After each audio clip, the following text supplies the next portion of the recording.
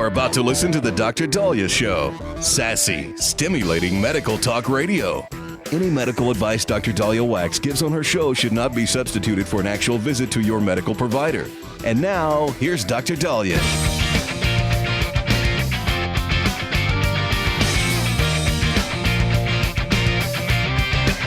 Welcome back to the Dr. Dahlia Show. 1-877-Dr. Dahlia, 1-877-DOCDALI. So last night I watched the Kevin Hart roast on Netflix. And I don't know if you guys saw the Tom Brady roast. I like Tom Brady. I thought some of the comedians in the Tom Brady roast were hilarious. But with the Netflix Tom Brady roast that happened last year, I found a lot of the content really vulgar. Inappropriate? Well, when you watch the Kevin Hart one, similar vulgarity and offensive, inappropriate comedy. But why is that happening? Here we are in the peak of America's history of political correctness and not saying words you're not supposed to say, and not fat shaming or making people feel bad about their abortion decisions, and if you, and there's no spoilers, but you could just imagine if Chelsea Handler, right, and Jeff Roth, and I think Sean Giles was the one that kind of hosted it. The Rock was there. There was a lot of, shall we say, discussion of and jokes aimed at things. Lizzo was there, and I mean, they ripped her to pieces on her weight. And you're looking at this, and you're watching this, and some of the jokes were really, really funny, and some were, you could hear the moaning. You could hear people go, "Okay, I can't believe you went there." In fact, when I was watching the Tom Brady roast, I remember seeing individuals very uncomfortable when they were making fun of slavery, when they were making fun of Hamas. I think Julian Edelman, who I'm a big fan of, all right, Julian Edelman had made a joke in the Tom Brady roast saying, he was making fun of, is it Jeff Roth, one of the bald comedians who I guess is famous for roasting. He said, when people look at me, they go, "Oh, really? He's Jewish." When people look at Jeff Roth, they go, or he made some comment about, Hamas finishing the job, or something like that. And everybody was like, "Oh my gosh, I can't believe you went there." And I remember even kind of cringing with that. I mean, but there were some funny jokes, like one joke that Tony Hinchcliffe made, which again, completely inappropriate, but they were making fun of, again, Jeff, I think his name is Jeff Roth, and he's Jewish. He said, the only thing I guess Jeff looks forward to, or I don't know, Jeff is so Jewish, he said, that the only reason why, or the only thing he looks forward to in a football game is the coin toss. And so, and I won't even go into some of the jokes they made, with Kevin Hart. And many of them are, I mean, you can't even say on air. And you look at this and you're like, so they're going there now? Is now Hollywood allowing people to, I guess, go into areas that were completely forbidden? And why? Because they were inappropriate? And I'm watching these comedians, and it's almost like they were looking for an excuse to open up. Not that they were anti-Semitic or racist. It looks like they were all friends. Well, everybody was laughing. They were all getting along. They were all like, look, we could be different. We could be making fun of each other. And the comedy reminded me of what I heard, back in the 80s and 90s, where, because I don't really remember, the decades before then. I was young. Where friends would be making jokes about each other, and they were inappropriate, and in this day and age they would be deemed discriminatory or racist, but it was people giving each other, they rather giving each other crap over their looks or weight or whatever, they were giving each other crap over their religion or ethnicity or whatever. And I'm not saying that's a good thing, But you're almost looking at what you're seeing now with comedy, where these comedians want to bring that back. Why? Why do they want to bring this back? Netflix is bringing in millions of views. I think the Tom Brady roast got like 13.8 million views, and now the in the first week, and then the Kevin Hart got like 13.3 million views.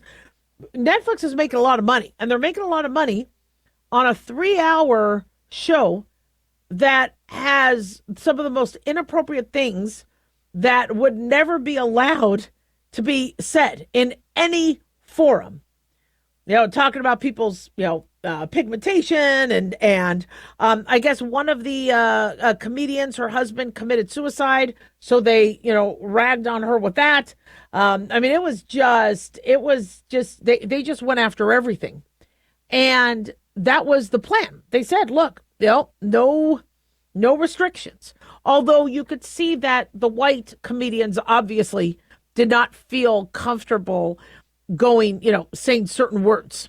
Because, even though there was that, shall we say, Netflix freedom, and Kevin Hart gave permission, you could see they didn't, they were still reluctant because, again, it's not appropriate and it could come back to haunt them.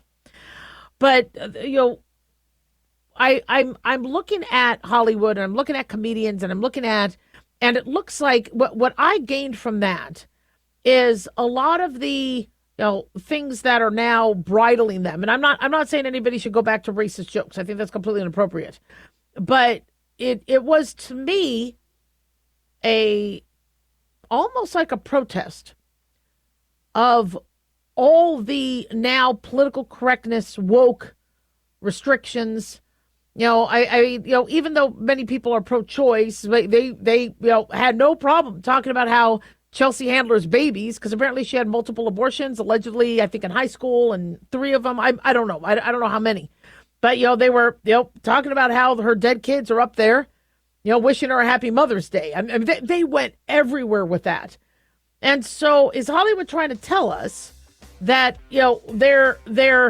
they're doing what they have to, but they don't want to? And are we starting to see popularity and ratings and people bucking that? It's just, I wish they didn't have to go as gross as they did, because it really could have been funny. 1-877-Doc-Dolly, don't go away.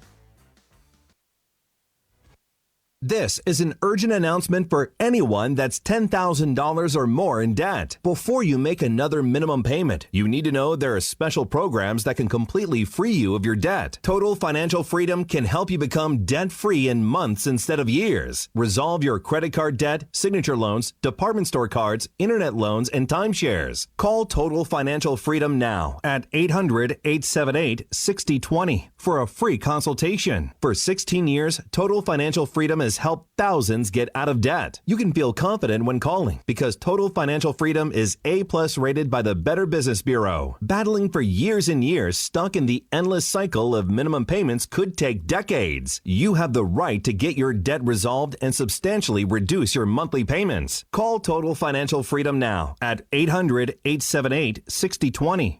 That's 800-878-6020. 800-878-6020.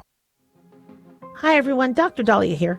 Thousands of physicians, residents, nurses, and medical students are silently dealing with depression. And tragically, 400 take their lives each year. 400! I wrote The Depressed Doctor, hoping to reach out to anyone struggling. You're not alone. Don't stay silent. The Depressed Doctor can be found on Amazon, or the book can be found on drdahlia.com. And if you or anyone you know needs help, call or text 988, the National Suicide and Crisis Hotline. There's a lot going on right now, and broadcasters are on the ground covering all of it, bringing you the weather, the traffic, and breaking news, all while entertaining you 24 hours a day. Someone needs to tell you what's going on around the world and in our hometowns, and that someone is us. We are free radio. We are always there. We are broadcasters. Visit wearebroadcasters.com or text radio to 52886 to learn more. Furnished by NAB and this station.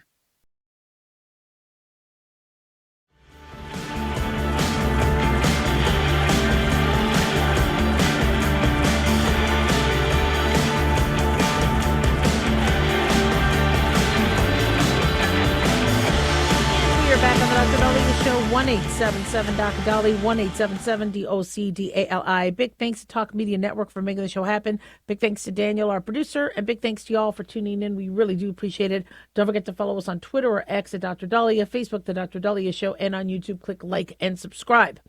So over the past few years, there's been a lot of discussions on men being in women's bathrooms and how appropriate or inappropriate it is.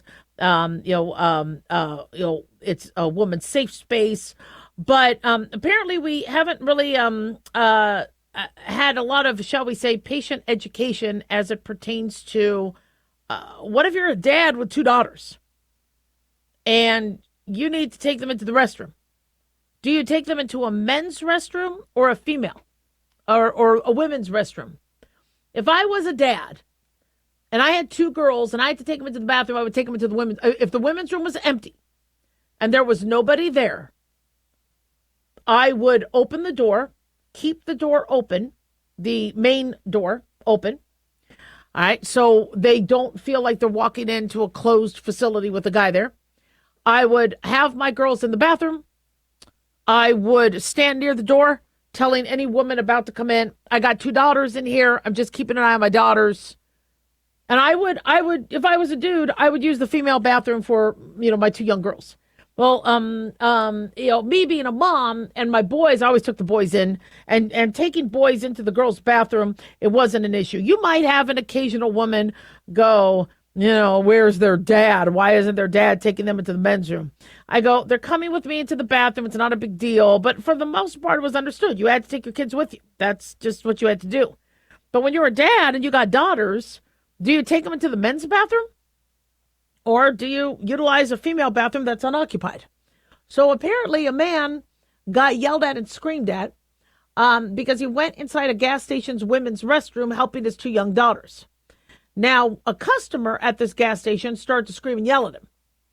And it was in a social media post, Starkville, Mississippi-based Overstreet Properties said that they saw the videos of one of their employees. And it's somebody who I guess worked as an independent contractor for the firm and says that the conduct depicted in the video does not reflect the values of Overstreet Properties or standards we expect of those who represent our organization. Apparently they fired him because this was somebody who, unidentified, but he's in the video, kind of yelling and screaming at a dad who was just trying to take his kids, into the bathroom.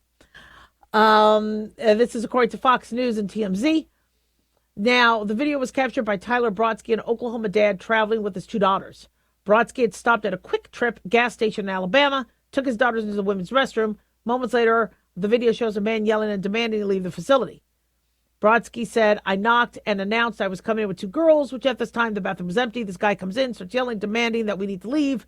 I should have taken them to the men's restroom, and that he should have taken the men's restroom, disagreed. He said, I've personally been in men's restrooms. I just don't feel like it was a good place to take two little girls. I agree with him. So I guess this man was yelling and screaming and, went off. The daughters start to cry at this whole ordeal because they think now their dad's in trouble because of them, because they had to go to the bathroom. And then a Quick Trip manager eventually closed the door. On the shouting bystander apologized actually to the dad of the kids because Quick Trip understood. They had some common sense of what was going on. And, this video has gone viral. I think police officers actually arrived on the scene. Somebody called police officers because he was a dad. And I feel for dads. I really, really do. Now, I understand that there's some real, real bad people on this planet. I've seen bad moms. I've seen bad dads. But the average dad is trying to figure out how to navigate bath time with their kids, navigate clothes shopping, navigate. And it's like the first thing people think when they see a man and daughters is that they're a predator. This is what gets me about these bad, sick individuals that ruin it for the rest of us. Just like the first woman who claimed she was raped when she wasn't. Now it ruined it for everybody who's ever been attacked because people will say, but you could be lying about it. And boy, did a lot of people lie Especially that was what was so troubling about the Me Too movement. The Me Too movement was supposed to be very, very helpful to individuals feeling like they can't talk about what happened to them. And then all of a sudden you had everybody try to get their 5 seconds of fame going, well, me too, me too. And it went the wrong direction. So, people always ask, and I'll have dads ask me, look, when do I stop bathing my daughter? When does my daughter bathe by herself? Mom and I are separated. You have a lot of men where the mom isn't there, and they are the ones that need to take on especially if the mom doesn't have custody. They're the ones that have to do the bathing, buy the tampons, I'm like, look, you need to be a dad first. Okay, screw society. If your daughter needs anything, and anything medical, if she has, a cut, something, if you are her dad, okay, and you being her dad, that doesn't imply you're doing anything sexual. Of course, there are certain inappropriate behaviors that some people have done. You don't do those behaviors, but if your daughter needs to go somewhere like to a bathroom and you don't feel comfortable them going by themselves. Unfortunately, if the women's bathroom is, full, many men will take their daughter into the men's bathroom. But that is a little frightening, especially if, now you're outnumbered. Some men don't feel comfortable with other men looking at their daughter trying to use the bathroom, not to mention, and women's bathrooms are dirty too, but some men's bathrooms, if the little girl goes, ooh, this is gross, I don't want to be in here, that could cause some drama. And interestingly, a lot of men, try to find a female counterpart that they could, use for their daughter. In fact, very interestingly, I don't have the statistics on this, but one thing I have seen is that many men will enter after a divorce a relationship a lot quicker than they wanted to, because they have a daughter and they feel like there's certain things they aren't allowed to do in raising them, and that it's safer to have a woman around so people don't think there's anything inappropriate. That's very I don't have the statistics on that, but if men fear being a single dad, they're going to be accused of something. They need a witness. And in fact, in custody battles, I've heard of cases where the other spouse tried to claim that, and people will usually believe it until you're guilty until proven innocent. And this isn't the most pressing problem in the world, but for those dads out there who are like, look, I struggle. I'm a single dad. And I'm trying to raise a daughter, or raise daughters, and society is not really helping me here. So you got to do what you can. But like I said, if you have to take your kid to the bathroom, that comes first. Open the door, let them go in. Hopefully they're not too young where they can actually go into the stall themselves. All right. You can also let an employee know. I think that's also great. Get more witnesses. Get a camera. Have, everything cameraed. Don't ask a strange woman to watch your kid. I know I've seen men do that. I've actually been asked, and I say fine, obviously, because, I can be trusted. But these are the things that, men are kind of dealing with. So what I would do is, let the gas station know, I got 2 daughters. I'm going to take them into the bathroom. I'm going to take them into the girls' room. All right. Can I leave the door open? Can you let people know? But at least let them know so they know what your intent is. This way, somebody doesn't start to mace you or spray you when they see you. And then you could leave the main door open, let them go in, close their individual stall doors, let women know, I'm going to leave. I just have my 2 daughters in here. Also, what I like about the main door being open is you still have privacy in the stalls, although I've been to gas stations where there's absolutely no door on the stall, which really, really stinks. But it happens. But a lot of times I go into a bathroom with the main door wide open. I gotta go. Because like somebody's cleaning, you have like the custodians clean the bathroom and they're like, well, we don't want you in here. And I'm like, I got to go in there. Sorry, tough. And so that could also kind of help protect you a little bit. And then you stand there and you could stand like just outside. I don't know. It's ridiculous that this is a conversation we have to have. You're a dad. You need to be able to be there for your kids. Help them, wash up, do what they need to do. But in this day and age, people are so freaked out. Why? Because there's been assaults in bathrooms. There's been really, really bad people. Those real bad people rooted for the rest of us. 1-877 Doc Dolly, don't go away.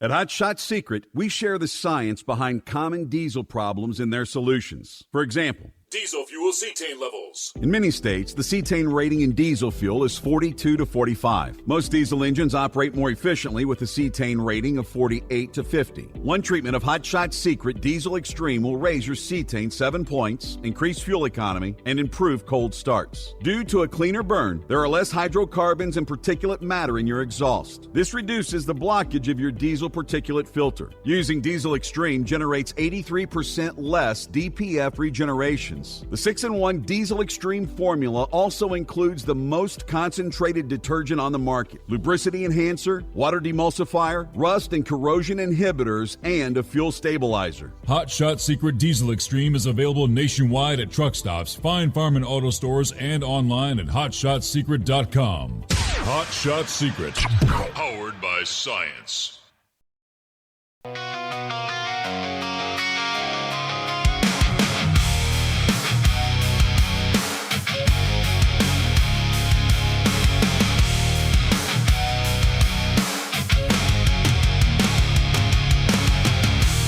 We are back on the Dr. Dahlia Show. Thank you all for tuning in. 1-877 Dr. Dali, 1-877 DOCDALI. So should you be lathering yourself up with sunscreen?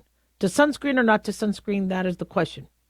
Is sunscreen dangerous, or is it more dangerous to not use sunscreen? Well, it depends. All right. We'll kind of work through this.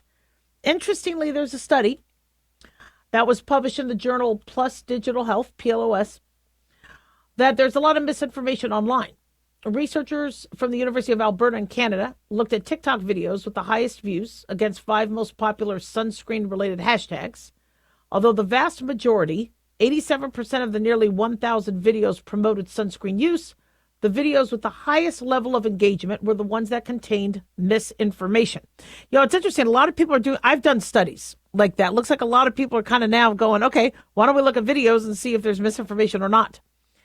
But what was the misinformation? So they said that 87% of these 1,000 videos, so 870, promoted sunscreen use.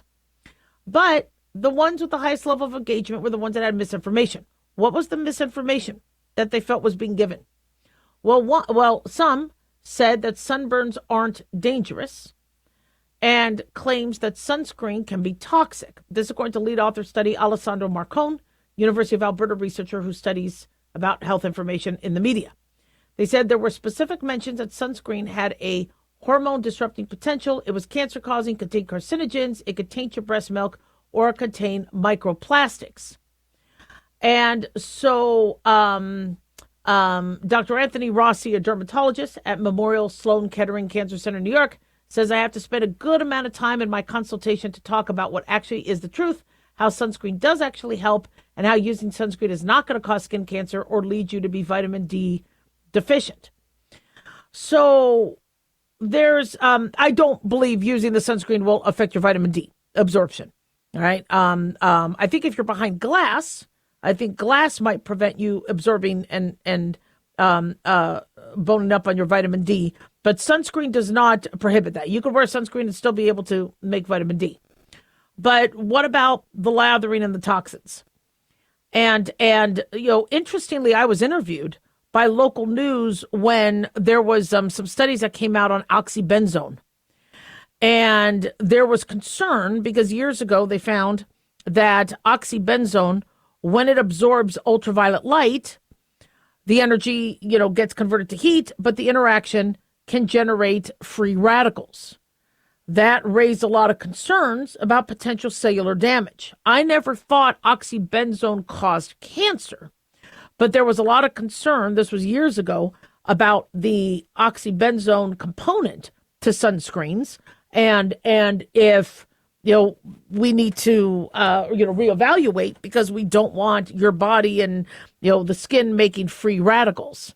They say oxybenzone, benzophenone 3, is a common chemical filter. Its job is to absorb UV rays, dissipate the energy harmlessly. So you have sunscreen and sunblock.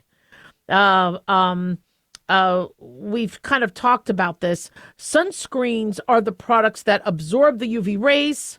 Sunblocks, though, disperse them like a shield. I prefer sunblocks over sunscreens. So sunscreens will disperse or absorb the UV rays. And they're, I think, usually organic compounds like PABA and oxybenzone, whereas the inorganic compounds in sunblocks like titanium dioxide or zinc oxide will scatter the UV rays. Now, UV radiation can cause cancer. So we want to protect your skin. We want you getting some sun, but we don't want the dangerous rays. There's UVA, there's UVB. What's the difference? Well, UVA can penetrate deeply into the epidermis or dermis. So I remember UVA is all the way. They can also cause aging. So premature aging of the skin, wrinkles, and skin cancer. UVB affects more the epidermis, but they are the ones that are more the culprit in burns, sunburns. So UVA, aging, and it goes all the way deep. UVB, more for burns. So you have SPF, sun protection factor. The higher the SPF, the less sun photons enter the skin and damage. Now, SPF primarily measures the protection against UVB rays. How do we calculate it? But what you do is you multiply the factor, like if it's a factor of 30 or a factor of 10, by how long it takes one's skin to burn. So let's say you buy an SPF of 30 sunscreen. If your skin naturally burns within 10 minutes, everybody's different. This, in theory, you multiply the 30 by the 10 and 300 minutes of protection may be offered. The problem is 300 minutes you usually need to reapply sunscreen. So this SPF factor, yes, the higher the SPF, technically more protection. But if you're like, well, I'm going to get an SPF of 50. So if I burn after 10 minutes, 50 times 10, that's 500 minutes. I could just apply it once and I'm good all day.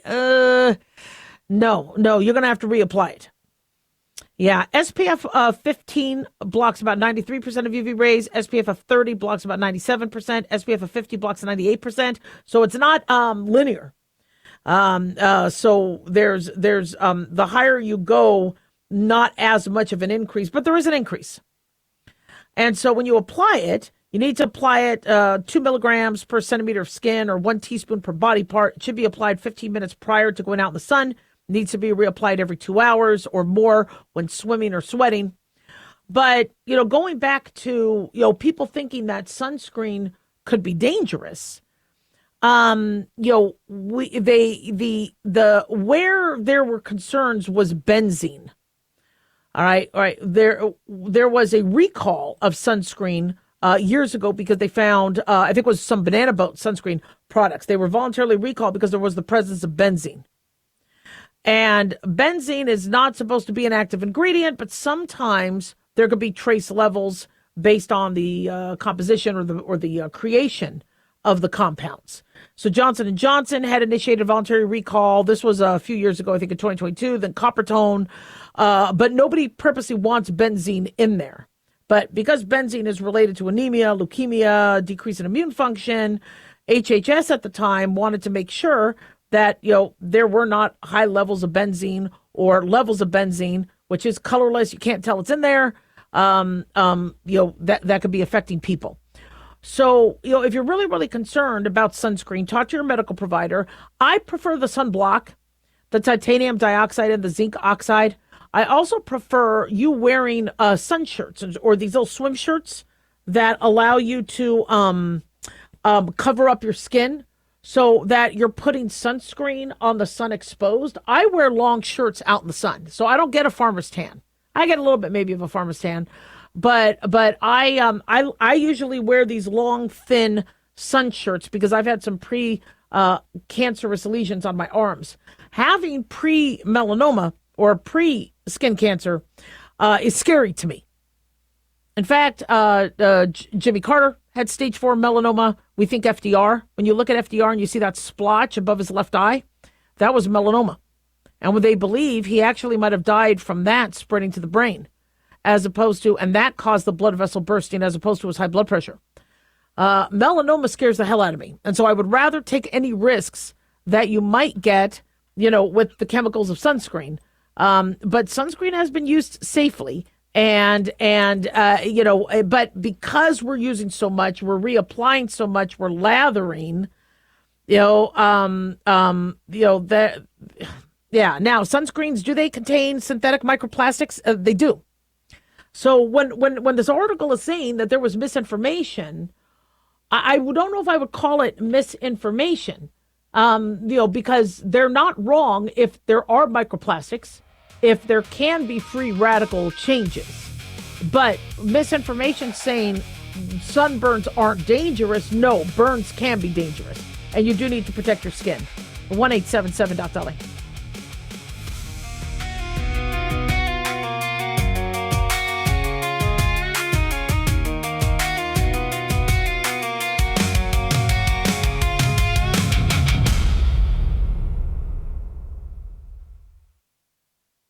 Carl Amari here to tell you about our newest website for old-time radio lovers. It's 100radioshows.com. At this site, there are 5 old-time radio shows waiting for you to download free as our gift to you, and be sure to browse the additional 700 old-time radio shows available to you for 70% off by using the promo code RADIO at checkout. This is a limited-time offer, so log on to 100radioshows.com. That's 100radioshows.com.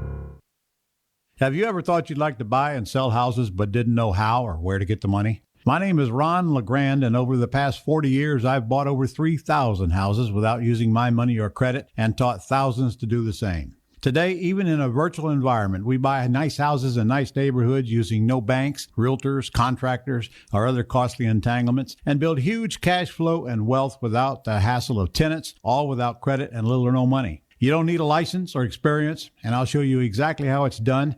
Text FREE to 99799, and I'll send you my free training. I promise you I'll change the way you think about real estate and open the door to a new lifestyle that doesn't involve risk or rehabs and can quickly replace your current income. Text FREE to 99799, and let me show you how to take your life back and build cash flow and wealth from your home. That's FREE to 99799. Again, FREE to 99799. As an organ donor, your story doesn't have to end. The good in you can live on. In fact, you could save up to 8 lives and restore sight and health for many more. Sign up right now online as an organ, eye, and tissue donor. You'll be happy you did. And just maybe, someone else will be happy too. Go to organdonor.gov. It saves lives. U.S. Department of Health and Human Services, Health Resources and Services Administration.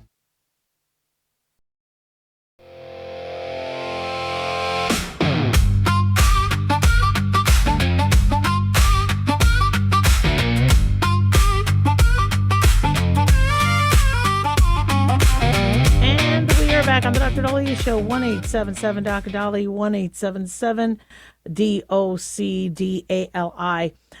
Medical mishaps are a big concern. We are being told that in some statistics, over 800,000 medical mistakes are being done, causing major patient harm a year.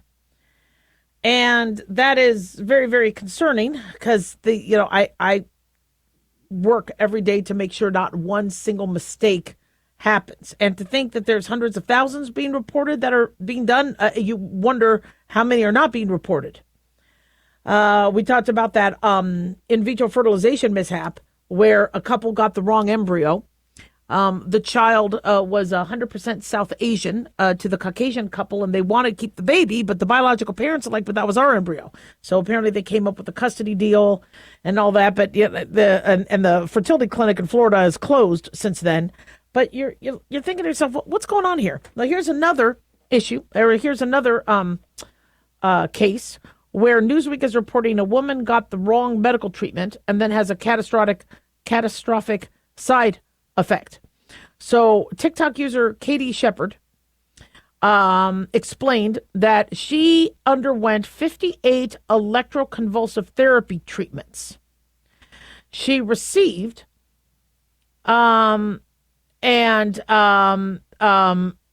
she ended up then losing her memory. Now, electroconvulsive therapy has actually been very effective in treating drug-resistant depression and PTSD. She said, however, it made her worse. And she's now concerned whether if she was misdiagnosed. She says, I'm 29 years old and I don't have a single memory from before I was 26. She says she doesn't remember world events like 9/11, no memory of COVID. She said she went to a friend's wedding, but didn't remember anybody there. That's kind of frightening. Now, she said, I do want to say that I have friends that have done ECT and it's completely changed their lives and helped them. For me, it just became another traumatic experience and literally erased every memory from my entire life. What was her diagnosis? Well, she says in a follow-up video, her actual diagnosis was bipolar disorder, post-traumatic stress disorder. But she said that they chose this because they were trying to treat untreatable depression. Now, we have seen ECT work well in people with depression. Many people with bipolar also have depression. People with PTSD also can have depression. So I don't know if she was officially misdiagnosed, because depression could be a part of that. But she feels that the treatment hurt her, and it sounds like it did, especially if she doesn't have memories. In fact, a 2025 study found that many ECT patients do experience some level of long-term memory loss. Newsweek is reporting that they have found an increasing number of Americans under 40 reporting memory loss and struggling with focus. And a patient who has traumatic brain injury, shared their experience, feels they don't feel human anymore because they're forgetting things. And so some people are wondering, is ECT effective because it helps erase memories and helps erase some of the memories? That's not the plan of ECT. ECT is to kind of jumpstart some of the neurons and dopamine and things like that and help brain stimulation. But the erasing of post-traumatic memories might be a unintended consequence, which might help some. But unfortunately, if you had trauma, it'll still affect you. So when you have post-traumatic stress disorder, or if you were traumatized, it might not be a memory that triggers you. It's very interesting. I would never consider myself having the diagnosis of PTSD, even though I had a lot of traumatic things happen to me. But I was in the car, and there was a song that came on. And I can listen to any music.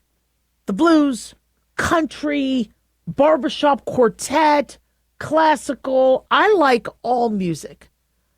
But I don't know what the song was. And it was a song from decades ago. And it bothered me. And I said, can we turn off the radio? Can we turn it off? And my husband looked at me like, because I've never asked him to do that. And he's like, does that song remind you of your past? I go, I don't have a memory of what that, but for some reason, I don't feel good with that song. And so even if you might not connect the memory, your body has another type of memory. So that is interesting. So these ideas like ketamine and things like that are amnesia causing may help some, but it might not necessarily help Oh, everybody. So, people are telling her to sue. And again, if she was drug resistant and suicidal and they found that ECT could offer an option and she underwent 58, my guess is they might have moved forward because she felt like it was offering her some help, but then she ends up losing all her memory. I'd like to know a little bit more about how this happened. But the moral I want to make is whether it's a medical mistake or it's a side effect, there needs to be a lot of education given to the patient. There has to be a lot of discussions. I am noticing that many people feel rushed into making a decision. I'm not saying this is what happened with her, but every time I had surgery, they would very clearly tell me I could die. They're about to roll me into the OR, and I may not be coming out, even though it was an elective surgery. And, then you start to worry and but they made that clear because my doctors were good. And to do informed consent, you really need to be thorough with that. And you need to explain, look, this is, these are the risks. And there's a lot of risks with any medication you take or any procedure that you do. This is why kids looking at transgender transitioning aren't really capable of giving informed consent, because how do they know what they want in terms of fertility or bone density later or blood clot risk or cancer risk or heart changes in the heart structure? How do they understand that and grasp that? And so as a physician, you can't just use, all these fancy terms. You need to explain, what could go on and why. And some patients will say there's too many side effects. I don't want the medicine. I don't want to do it. Okay, that's fine. Absolutely fine. That's your decision. But if it's emergent and you have cancer, we do have to give you the benefits and the risks. These are the benefits. These are the risks. My recommendation to you all is be as educated as you can going in.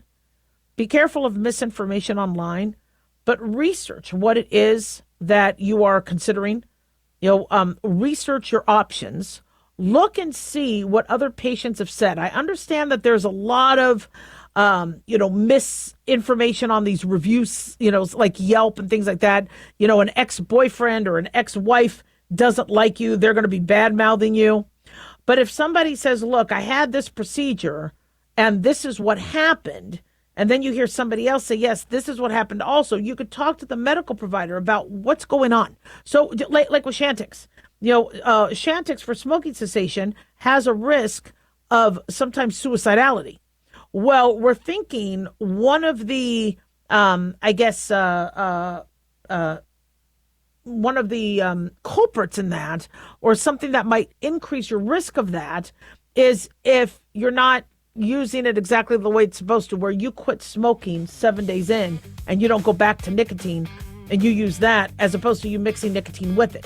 And so let the doctor explain what's going on. 1-877-Doc-Dolly. Don't go away.